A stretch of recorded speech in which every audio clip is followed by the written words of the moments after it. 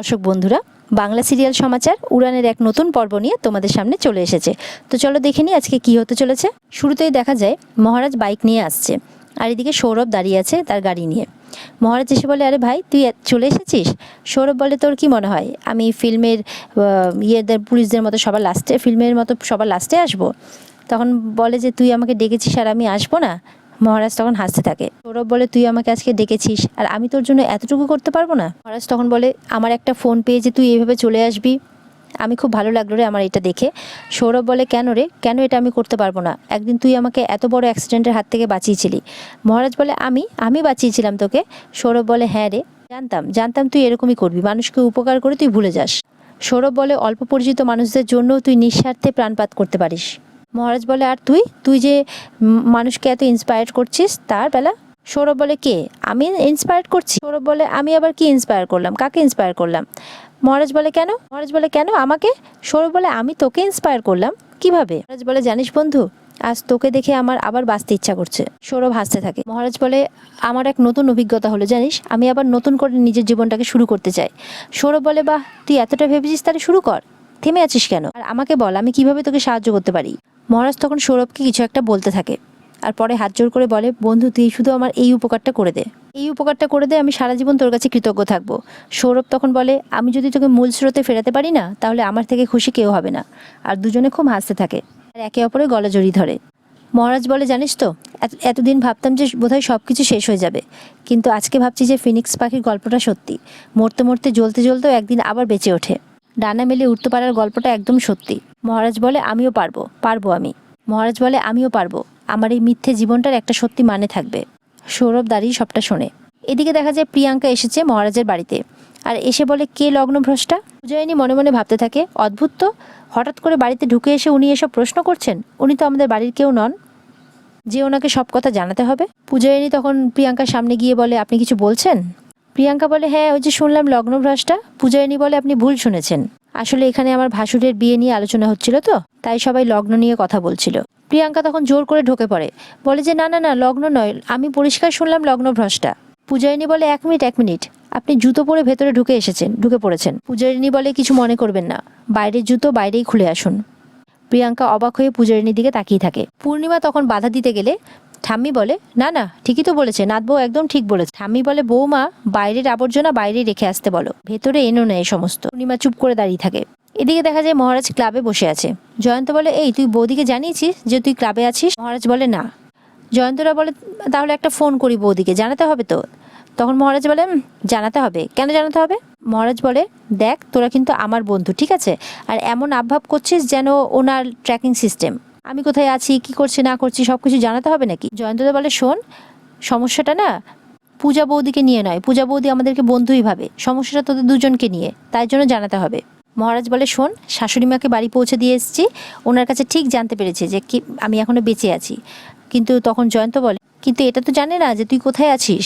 এই নিয়ে জয়ন্তরা সবাই জোর করতে থাকে, তারা সমানে পূজা বৌদির কথা বলতে থাকে, পূজার কথা। কিন্তু মহারাজ তো খুব বিরক্ত হয়, মহারাজ কিছুতেই তাদের কথা শুনতে চায় না। কেউ বলে, এই মহারাজ, তুই পূজা বৌদিকে ছাড়া থাকতে পারবি? একজন বলে, আরেকটা প্রশ্ন আছে, চান তো করিসনি সকাল থেকে, পটিতে গিয়েছিলি? আর এই নিয়ে সবাই আবার হাসাহাসি করতে থাকে। মহারাজ বলে, এই মাথা টাথা ঠিক আছে তোদের, খারাপ হয়ে গেছে নাকি? আর সবাই সমানে হাসতে থাকে। মহারাজ বলে, না না, এগুলো কি ধরনের প্রশ্ন? আমি তোদের কখনো এই ধরনের প্রশ্ন করেছি যে তোরা সকালবেলা হাগু গিয়েছিলি কিনা? কখনো করেছি? আর সবাই আবার হো হো করে হাসতে থাকে।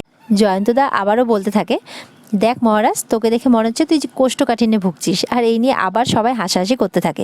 মহারাজ বলে, দেখ, ভালো হচ্ছে না কিন্তু, তোরা চুপ কর, ঠিক আছে? আর সবাই কিছুতেই চুপ করে না, এটা ওটা বলে হাসতেই থাকে। মহারাজ বলে, এই তোরা কি পূজার মেল ভার্সান নাকি, সবসময় আমার পেছনে লেগে আছিস?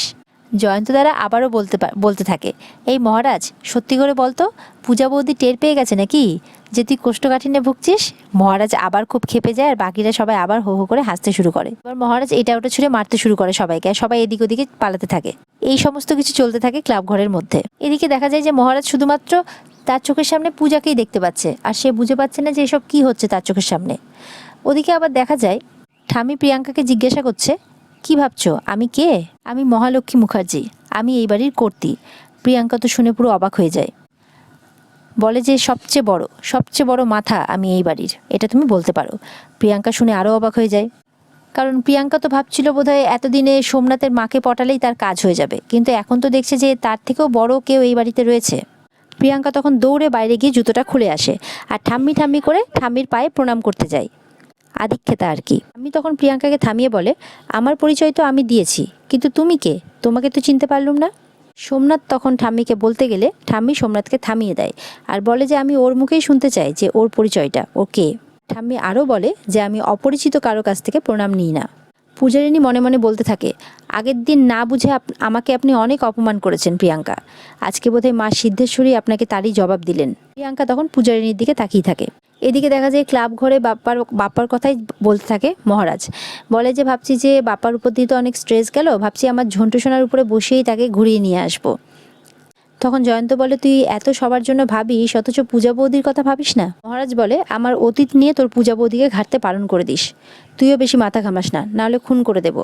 জয়ন্তরা খুব সিরিয়াস হয়ে যায়, বলে যে আমার অন্ধকার অতীতটাকে নিয়ে তোরা বেশি ঘাটাঘাটি করিস না। মহারাজ বলে, জয়ন্ত তখন বলে, পূজা বৌদি তোর জীবনে এসেছে আলো ভরিয়ে দেওয়ার জন্য। মহারাজ বলে, কখনো না, তোর পূজা বৌদি এখন আমার দুঃস্বপ্নের মধ্যেও আসতে শুরু করে দিয়েছে। আর মনে মনে সেই দুঃস্বপ্নকে ভাবতে থাকে যেই স্বপ্নে পূজা সমস্ত সত্যি কথাটা তার মাকে বলে দিয়েছিল, আর সেটা শুনে তার মা খুবই অসুস্থ হয়ে পড়েছিলেন। দিয়ে আবার মন খারাপ হয়ে যায় মহারাজের। একজন বলে, তুই কখনো হাসছিস, কখনো কাঁদছিস, কখনো মন খারাপ হচ্ছে, এত মুড সুইং হচ্ছে কেন তোর? মহারাজ বলে, কারণ আমার একটা অন্ধকার অতীত আছে তোরা জানিস, আর সেটাই আমাকে বারবার করে কুরে কুরে খাচ্ছে, আর সেই জন্য আমার এরকমটা হয়। মহারাজ তখন এই সমস্ত কথাকে ইগনোর করে আবার বাপ্পার কথায় ফিরে আসে। জয়ন্ত তখন মনে মনে বলতে থাকে, আমি বুঝতে পারছি তুই কেন অন্য প্রসঙ্গে গেলি, তুই পূজা বৌদির কথা আর বলতেই চাস না, শুনতেও চাস না, তাই তো? মহারাজও তখন জয়ন্তের দিকে তাকায়, বুঝতে পারে যে জয়ন্তর মনটা খারাপ হয়েছে। সবাই মিলে তখন বাপ্পার বাবার চিকিৎসার জন্য টাকা কিভাবে জুটবে, কত টাকা আসবে, এই সমস্ত কিছু হিসেব নিকেশ করতে থাকে। মহারাজ একটা নতুন আইডিয়া দেয় যে আমরা যদি নতুনের চক্করে না গিয়ে অত টাকা পয়সা খরচ না করে একটা সেকেন্ড হ্যান্ড গাড়ি নিয়ে নিই আর সেটাকে মডিফাই করে অ্যাম্বুলেন্সের রূপ দিয়ে দিই, তাহলে কেমন হয়? জয়ন্ত তো শুনে খুব খুশি হয়ে যায়, সবাই শুনে খুব খুশি হয়ে যায় যে বাহ, তাহলে তো দারুণ হয়। আর তখন আবারও বলে ওঠে, পূজা বৌদিকে এটা জানাতে হবে। মহারাজ তখন আবার বলতে থাকে নিজে নিজে, সব কিছু পূজা বৌদিকে জানানোর কি আছে, হ্যাঁ সব কিছু ওকে জানাতে হবে। এদিকে পূজার মা বলে, আমার না একটা বিশেষ কারণে এখানে আসা দাদা, আমি না সেটা বলেই এগোবো। তখন মহারাজের বাবা বলে, না না, এটা কি করে হবে, আপনি তো একবারও আসার পরে বসেনও নি। পূজার মা বলে, থাক না দাদা, তাতে কি হয়েছে, আরেকদিন এসে না হয় অনেক সময় কাটাবো, আজ একটা কর্তব্য করতে এসেছি, সেটা করেই চলে যাব। পূজার মা বলে ঠাম্মিকে যে আপনি তো এ বাড়ির বড়, তাই আপনার অনুমতি নিয়ে আমি পূজার জামাইকে এখান থেকে নিয়ে যেতে চাই অষ্টমঙ্গলার জন্য। ঠাম্মি বলে, হ্যাঁ হ্যাঁ, সে কি কথা, মেয়ে জামাইকে নিয়ে যাবে, তার জন্য আবার আমাকে বলতে হয়? তো অপেক্ষা করে আছি আমার নাত বউ আর নাতি কবে যাবে। এই শুনে তো পূজার মা খুব খুশি হয়ে যায়। এদিকে পূজা মহারাজকে নিয়ে খুব চিন্তায় পড়ে যায়। পূজার মা তখন বেয়ানকে আরো কিছু বলতে গেলে প্রিয়াঙ্কার জন্য অসুবিধে হয়। প্রিয়াঙ্কা তখন বুঝতে পেরে বলে যে আচ্ছা আমি এখানে যাই, আপনারা এত ইম্পর্টেন্ট কথা বলছেন। তখন সোমনাথের মা আটকে দেয়, আরে তাতে কি, সোমনাথকে দিয়ে ফোন করিয়ে তোমাকে আমি ডাকিয়ে আনিয়েছি এই বাড়িতে, তাতে তো অসুবিধে হওয়ার তো কোনো কারণ নেই, তুমি তো আর এমনি এমনি আসোনি বিনা আমন্ত্রণে। পূজার মা বলে, জামাইকে আমি অষ্টমঙ্গলের কথা বলে দিয়েছি। এটা শুনে তখন পূজা বলে, মা তুমি ওনাকে কোথায় পেলে? পূজার মা তখন বলে, এই তো ওই তো আমাকে বাইকে করে এই বাড়ি পৌঁছে দিয়ে গেল। এদিকে সোমনাথের মা এটা শুনে হাসতে থাকে, বলে যে আশ্চর্য, জামাইয়ের বাইকে চড়ে শাশুড়ি ঘুরে বেড়াচ্ছে, এদিকে আমি এখনো পর্যন্ত চড়লামই না। এই বলে আবারও হাসতে থাকে। পূজায়নী এটা শুনে বলে, মা আপনি একবার নিজে মুখে বলুন না আপনার ছোট ছেলেকে, দেখবেন আপনার মেজো ছেলেকে দেখবেন আপনাকে পুরো পৃথিবী ঘুরিয়ে আনছে বাইকে করে। প্রিয়াঙ্কা তখন মনে মনে ভাবে যে শাশুড়ি বৌমা কাউকে সহ্য করতে পারে না মনে হচ্ছে। মাকে তখন সবাই প্রশ্ন করতে থাকে ঘিরে, যে এই যে তোমাকে পৌঁছে দিয়ে গেল, তারপরে ও কোথায় গেল? পূজার মা তখন মনে মনে ভাবতে থাকে নিশ্চয়ই বাড়িতে কোনো গন্ডগোল হয়েছে। পূজাও তখন মাকে প্রশ্ন করে, মা বলো না উনি কোথায় গেলে? পূজার মা বলে, বোধহয় তাহলে আবার হসপিটালে গেছে বাপার বাবাকে দেখতে। পূজা বলে, তুমি কি করে জানলে? বলে যে এই তো সকালবেলায় তো মহারাজ এসেছিল, মন্দিরে পুজো দিয়ে গেল ওর বাবার নামে। মহারাজের মন্দিরে যাওয়ার কথাটা শুনে ঠাম্মি আর বাবা খুব খুশি হয়, আর তারা মনের আনন্দে হাসতে থাকে। মনে মনে পূজা তখন ভাবে যে সকলের জন্য তো এত ভাবে, আমার জন্য কি কখনো ভেবেছে? এদিকে দেখা যায় মহারাজের সাথে জয়ন্তর তর্কাতর্কি হচ্ছে। মহারাজ বলতে থাকে, খালি পূজা বৌদি পূজা বৌদি। জয়ন্ত বলে, কি হয়েছে, তো সমস্যাটা কোথায়, আমার জুবেনাইল হোমে যাওয়া নিয়ে নাকি পূজা বৌদিকে নিয়ে? মহারাজ বলে, শোন, তোর পূজা বৌদিকে আমি ডিভোর্স দিব। আর এটা শুনে জয়ন্ত খুব অবাক হয়ে যায়। জয়ন্ত বলে, বাড়ি শুদ্ধ সবাইকে তাড়া তুই, তাহলে তো শান্তি হবে তো। আর এই বলে জয়ন্ত চলে যায়। এরপরে দেখা যায় ক্লাব ঘরে মহারাজের শাশুড়ি এসে হাজির। পূজার মা তখন বলে, রাগ করে বাড়ি না ফিরলে হয় বাবা? তখন এটা ওটা বোঝাতে থাকে মহারাজকে। আর তারপরে খানিকক্ষণ বাদে মহারাজের পুরো পরিবার চলে আসে সেখানে। মহারাজ বলে, তোমরা সবাই এখানে? মহারাজ তখন সবার মাঝেও কাউকে যেন খুঁজছে আর মনে মনে বলছে, সবাই এসেছেন, পূজা টিচার এলেন না। মনে মনে আবারও ভাবে, এ কি, আমি পূজারিনীর কথা ভাবছি, আবার পূজারিনীকে পূজাও বলছি, কি যে হচ্ছে আমার। এদিকে দেখা যায় পূজা তো বাড়িতে চিন্তা করেই যাচ্ছে যে উনি এখনো আসছেন না, সমানে ঘড়ির দিকে দেখছে আর বলে, আজকেও যদি আপনি বাড়ি না ফেরেন তাহলে আমি মদ খেয়েই বেসামাল হব। মিস্টার বাউন্ডুলে বর চেয়ার নিয়ে মদের বোতলের সামনে বসে পড়ে আর বলে যে এই মদের বোতলে দিব্যি রইল। পূজার মা বলে, জামাই তুমি কি পূজার কথা ভাবছো, ওকে খুঁজছো? পূজার মা বলে যে না, কথাটা বললাম তার কারণ হচ্ছে যে পূজার চোখ দুটো তোমাকেই খুঁজছিল। মহারাজ তখন একটু অবাক হয়। বাড়ির সবাই একে একে তখন বলতে থাকে যে এই ব্যাপারে আমরাও সাক্ষী আছি, আমরা দেখেছি যে পূজা বৌদি তোর জন্য কি করছে, কতটা চিন্তা করছে। ঠাম্মি বলে, আরে রাজ সাক্ষী আমরা। আর এই নিয়ে সবাই হাসাহাসি করতে থাকে। পূজার মা বলে, জানি তোমাদের বিয়েটা স্বাভাবিকভাবে হয়নি, কিন্তু বিয়ের জোর খোলার আগেই তোমরা দুজন দুজনের মনে একটু হলেও জায়গা করতে পেরেছো, এটাই বা কম কিসের। মহারাজ তখন শাশুড়ি মায়ের দিকে তাকায়। মহারাজের বাবা বলে, আপনি আপনি বলছেন শুনতে ভালোই লাগছে বেয়ান, কিন্তু দিল্লি বহুত দূর হে বেয়ান। এদিকে ঠাম্মি বলে, এই শর্ত? এই নিকুচি করেছে। আর এই বলে মহারাজের হাত ধরে টেনে বলে, চল বাড়ি চল তো। তোকে কি আমি আর টানতে পারি রে? আগের মতো কি আর আমার শক্তি আছে? আগের মতো তুই সেই ছোট্ট ছেলেটা আছিস। মহারাজ বলে, অত বল প্রয়োগ করে টানাটানি করতে হবে না ঠাম্মি, বলেছি তো আমি যাব। এটা শুনে ঠাম্মি আর বাড়ির সবাই খুব খুশি হয়ে যায়। বলে, এই না হচ্ছে আমার মহারাজ। এই বলে সবাই খুশি হয়ে যায়। মহারাজ বলে, আমি যাব, কিন্তু এই বাড়িতে নয়, গ্রামের বাড়িতে। এটা শুনে তো সবাই আবার উদাস হয়ে যায়।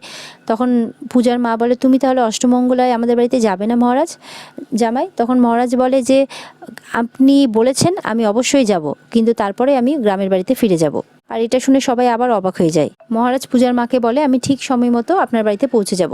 তখন ঠাম্মি বলে, পৌঁছে যাব মানে? তুই বাড়ি ফিরবি না? তুই কি ডাইরেক্ট ক্লাব থেকে অষ্টমঙ্গলে যাবি নাকি? ঠাম্মি মনে মনে ভাবতে থাকে যে মহারাজের এই সমস্ত কথা আমার একদম ভালো লাগছে না। ও তো দেখছি অনেক কিছু ঠিক করে রেখেছে। আচ্ছা, ও কি আর সত্যি এই শহরে থাকবে না? এই সমস্ত কিছুই ভাবতে থাকে ঠাম্মি। আর আজকের পর্ব এখানেই শেষ হয়ে যায়। তো বন্ধুরা, আজকের পর্ব তোমাদের কেমন লাগলো আমাদের জানিও। আর আগামী পর্বে আবারও আমরা উড়ানের নতুন পর্ব নিয়ে হাজির হয়ে যাব তোমাদের সামনে। ততক্ষণের জন্য ভালো থেকো সবাই তোমরা।